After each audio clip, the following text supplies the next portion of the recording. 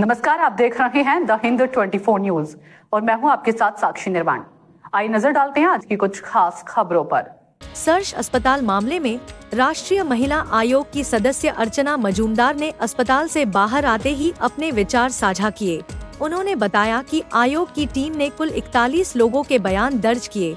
अर्चना मजूमदार ने कहा कि उन्होंने बातचीत के दौरान जाना कि अस्पताल के पूर्व पेडियाट्रिशियन को काम छोड़ने के लिए बाध्य किया गया था। उन्होंने यह भी कहा कि अस्पताल में कुल 40 सीसीटीवी कैमरे लगे हैं, लेकिन यह पर्याप्त सुरक्षा सुनिश्चित करने के लिए पर्याप्त नहीं है। अधिकारियों ने इस मामले में कई गड़बड़ियां भी पाई हैं, जिन्हें सुधारने के लिए आवश्यक कदम उठाने की सिफारिश की गई है।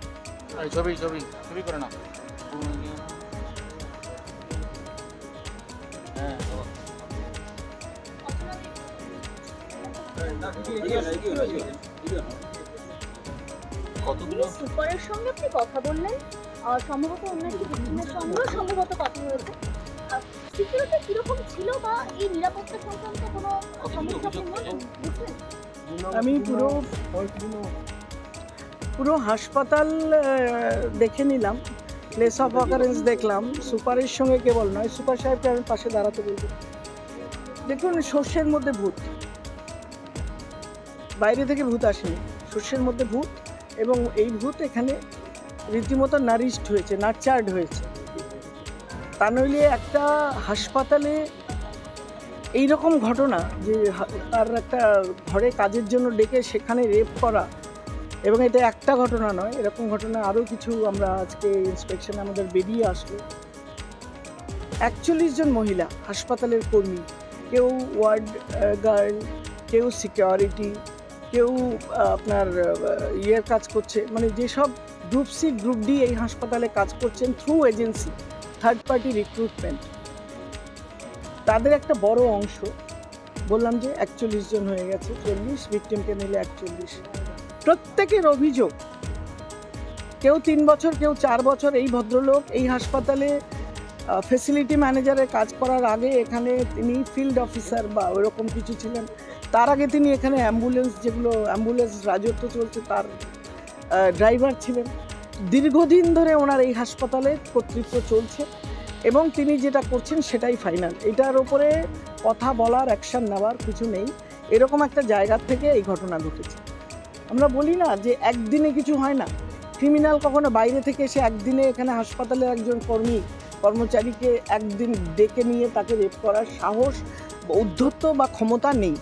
সুতরাং এটা এখানে সবসময় চলছে এবং সকলে নাকি কেউই জানে না, অ্যাডমিনিস্ট্রেশন জানে না, ক্যামেরা সিস্টেম জানে না, এরকম একটা জায়গা থেকে ঘটনাটা ঘটেছে। আমি ওদের কতগুলো স্পেসিফিক কোয়েশ্চেন হসপিটাল অ্যাডমিনিস্ট্রেশনকে করেছি। তার মধ্যে সবচেয়ে প্রথম কোয়েশ্চেন হলো যে এই ঘটনা ঘটার আগে আপনাদের কাছে এই অভিযোগ হয়েছিল কিনা, আপনারা এর সঙ্গে কিছু জানেন কিনা। সেরকম সদার্থক কোনো উত্তর কারো কাছে পাইনি।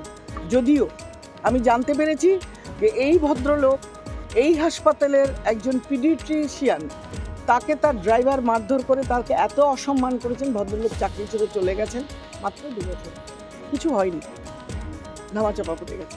এই হাসপাতালের যিনি সিস্টারদের বা নার্সদের হেড, তিনি বলেছেন যে এইখানে বেরোতে গেলে রাস্তায় 200 মিটার রাস্তা, সেখানে পুকুর পাড়ে পড়ে যাওয়া, দুটো গাড়ি ঢোকে না, এরকম একটা জায়গাও। সেখানে ইলুমিনেশন প্রপার নেই, লাইট নেই, ক্যামেরা নেই। যেহেতু সেটা হাসপাতাল ক্যাম্পাসের বাইরে, সেখানে কোনো নার্সের গলার হার ছিনতাই হলে, ডাক্তারের অসম্মান হলেও সেখানে কিছু হয় না। এবং হাসপাতালের সুপার কর্তৃপক্ষকে জানিয়ে বা মিউনিসিপ্যালিটিকে, ডিস্ট্রিক্ট ম্যাজিস্ট্রেট বা বিডিওকে জানিয়েও কোনো তার অ্যাকশন হয়নি, চলছে। হাসপাতালে আছে 40টা সিসিটিভি আছে, উইচ ইজ ইনসাফিসিয়েন্ট।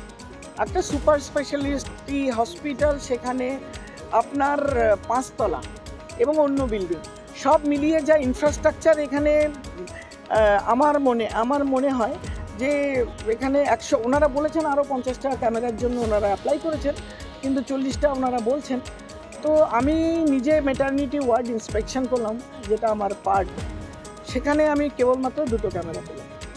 2টো ক্যামেরার একটা একদম এন্ট্রান্সে, লিফট এবং ইয়ের বাইরে, আপনারাও দেখেছেন, আর একটি ক্যামেরা ওয়ার্ডে। তো এই যদি হয় কভারেজ, আপনার ডক্টরস রেস্টরুম, সেখানে সামনে কোনো ক্যামেরা নেই, ওই একটাই ক্যামেরা ওখান থেকে আসছে। আপনার ওটির সামনে কি হচ্ছে, পেশেন্ট জীবিত পেশেন্ট না মৃত পেশেন্ট না অজ্ঞান পেশেন্ট বেরোচ্ছে সেটা দেখারও কোনো ফুটেজ থাকবে না।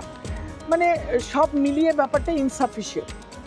যদিও আমার মনে হয় যে আমাদের হেলথ মিশনের যে টাকা এগুলোর জন্য বরাদ্দ হয় সেই টাকা কম নয়, প্রচুর, ইচ্ছা করলেই করা যেতে পারে।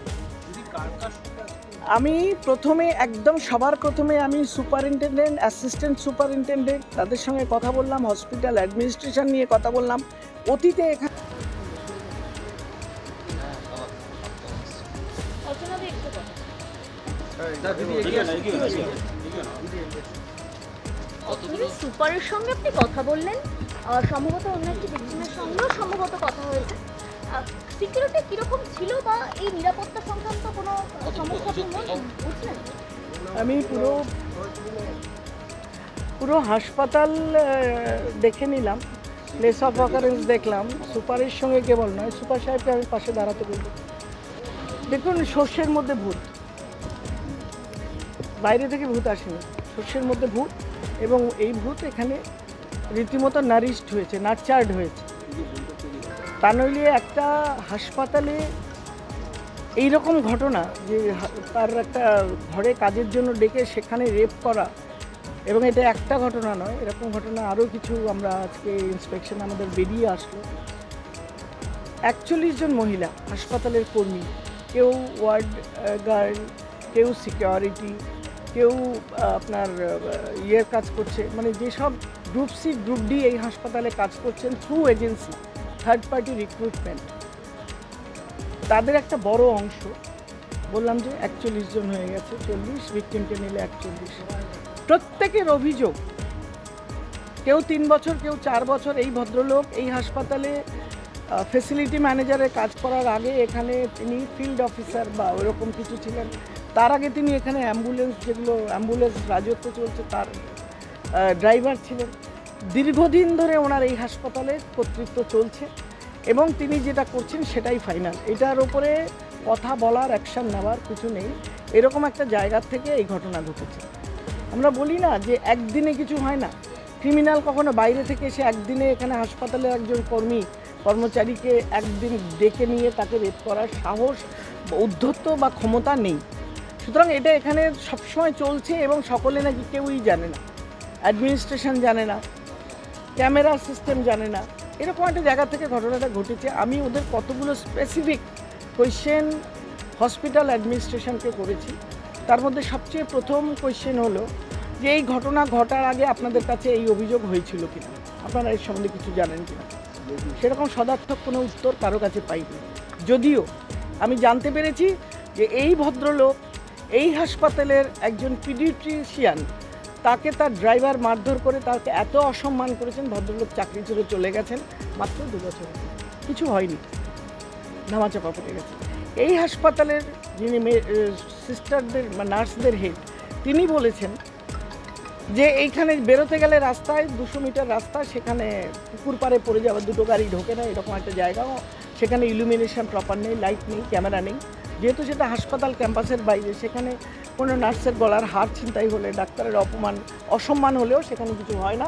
এবং হাসপাতালের সুপার কর্তৃপক্ষকে জানিয়ে বা মিউনিসিপ্যালিটিকে, ডিস্ট্রিক্ট ম্যাজিস্ট্রেট বা বিডিওকে জানিয়েও কোনো তার অ্যাকশন হয়নি, চলছে। হাসপাতালে সিসিটিভি নেই? হাসপাতালে আছে 40টা সিসিটিভি আছে, which is insufficient। একটা সুপার স্পেশালিটি হসপিটাল, সেখানে আপনার 5 তলা এবং অন্য বিল্ডিং সব মিলিয়ে যা ইনফ্রাস্ট্রাকচার এখানে, আমার মনে হয় যে এখানে 100, ওনারা বলেছেন আরও 50টা ক্যামেরার জন্য ওনারা অ্যাপ্লাই করেছেন, কিন্তু 40টা ওনারা বলছেন। তো আমি নিজে ম্যাটারনিটি ওয়ার্ড ইন্সপেকশন করলাম, যেটা আমার পার্ট, সেখানে আমি কেবলমাত্র 2টো ক্যামেরা পেলাম। 2টো ক্যামেরার একটা একদম এন্ট্রান্সে, লিফট এবং ইয়ের বাইরে, আপনারাও দেখেছেন, আর একটি ক্যামেরা ওয়ার্ডে। তো এই देखते रहिए द हिंद 24 न्यूज।